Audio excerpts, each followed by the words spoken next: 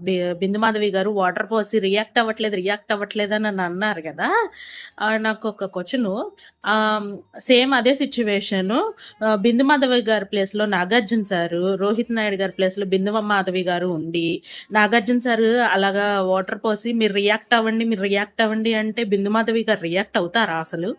నాకసలు అర్థం అవ్వటం లేదు. ఎందుకంటే అక్కడున్నది నాగార్జున సారు. ఈ రియాక్ట్ అవ్వరు గదా! మీరు ఒక పర్సన్ అయ్యుండి. అలాగే ఆయన కూడా మీరు ఒక జడ్జ్ ప్లేస్‌లో ఉండి మీరు కావాలని ట్రిగ్గర్ జేస్తున్నారని ఆయన రియాక్ట్ అవ్వలేదు. అభిజిత్ గారు గ్రీన్ ఇవ్వటం వల్ల ఆయన ముందుకెళ్లారు గానీ, లేకపోతే ఆయన వెనక్కొచ్చేదురు. నాకు ఆ క్వెషన్ రైజ్ చేయాలనిపించింది. అదే మీరు జడ్జ్ కాకుండా బయట విడిగా మనిషి ఎవరన్నా అయితే అనుకుంటే కంపల్సరీ రియాక్ట్ అవుతారు. ఎవరైనా రియాక్ట్ అవుతారు. మీరు ఒక జడ్జ్ ప్లేస్‌లో ఉన్నారు కాబట్టి, అతను రియాక్ట్ అవ్వట్లే. తను కూడా చెప్పాడు గూడా. మీరు ఎందుకిలా